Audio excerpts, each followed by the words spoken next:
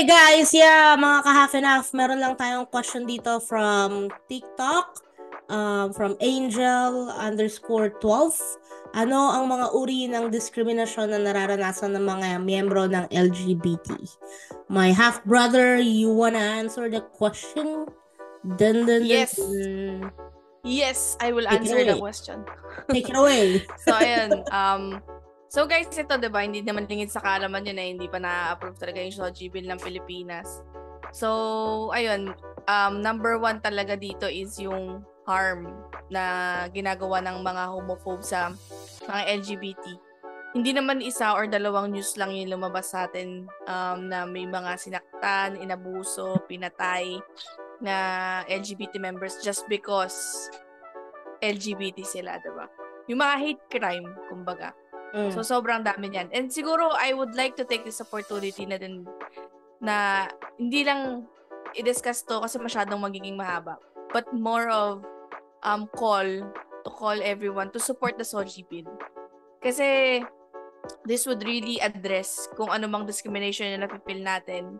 Like yung wala tayong power sa partner natin sa hospital, ganyan. Hindi tayo pwedeng ilagay. It's always the immediate family.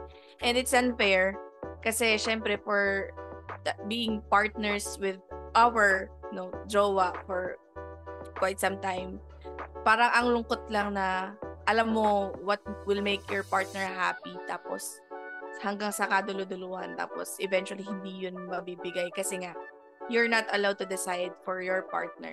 So yun lang yung mga simpleng kaya i-address nung ano na to. So please guys, support the SOGI bill sa Pilipinas and let's strive for a better and more equal na Philippines.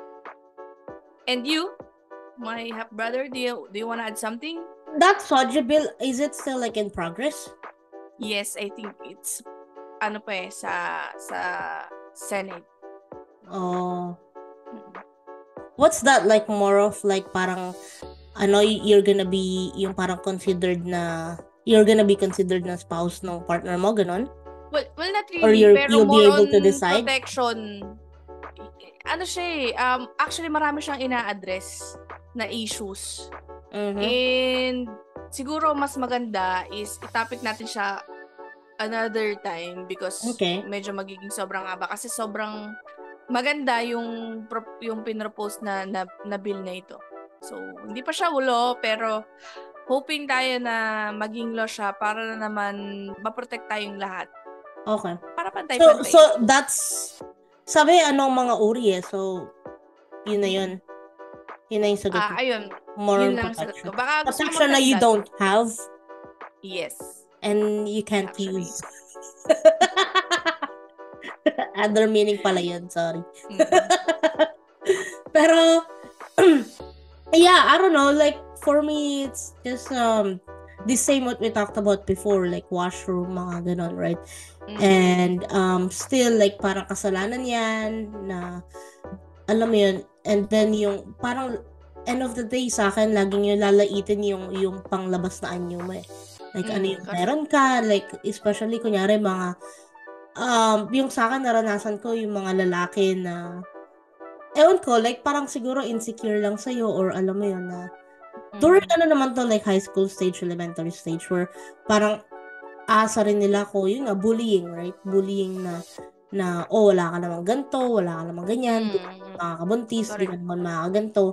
So, alam mo yun, so yun yung sa akin, yun yung discrimination na nararanasan ng mga LGBT sa mga tibo na side, right? Na ganon. I mean, same thing din with gays, na, di ka naman magkakahanak, ganyan. So, laging ganon. Laging tinitirada yung panlabas na anyo natin. Right? So, yeah. So, yun lang naman yun sa akin. And, ano pa ba mga uri ng discrimination? Basically, yung, din naman, not really religion, but like, yun nga, sinasabi nila na, alam mo yun, na mapupunta ka sa ganito, mapupunta ka sa impyerno, ganyan. Alam mo yun, sila na yung nag-decide. Sila na yung nag-decide para sa'yo. Oo. Parang gusto nila, dito ka pumila kasi pupunta ka din namang impyerno. Mga ganun tipo ba? Ganun. So, yeah. What else? You have anything to add other than yung pinaglalaban mo? Marami. Actually, kasi sobrang dami. And, siguro So, may sobrang mga... dami. Sagutin mo naman. Kawawa naman si Angel. Baka gusto pang maghanap na yun. Hindi, part na rin yung acceptance, di ba? Parang Mm. acceptance ng, kunwari may partner ka na pareho kayong babae. Ayan, ang dami-daming side comment. Pag chichismisan ka, sasabihin pa, sayang ka. Pumato ka sa ganyan, pumato ka sa ganito. Di ba? Nakakabwisit. So, yeah. Sabi mo ganun ba din. yun sa ano? Yeah, di ba? Ang daming In a way, talaga. mga discrimination lang din naman natatanggap mo is dun sa mga taong hindi masaya sa buhay nila. Period. Yun lang yun. So, mga tao na i-judge ka kasi nga hindi sila masaya sa sarili nilang buhay. Kaya buhay ng iba yung pinag-iinteresan nila. Kaya naman, CCTV! CCTV for the win. Bako sa'yo! Sirain mo na yung CCTV na yan. Huwag mo na ipagawa.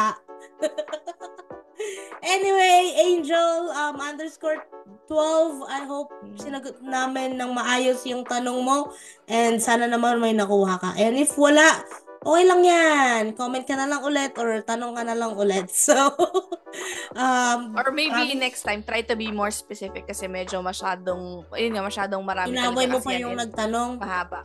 Hindi, baka kasi may specific siyang gustong makuha na answer. But na baka mamaya kasi ganun yung nararanasan niya. Ganun. Okay. Well, anyway, Angel, if manood mo man to, maraming salamat. And yun nga, like what my half-brother said here, just be specific. So, guys, mga ka-half and half, maraming salamat. Peace out.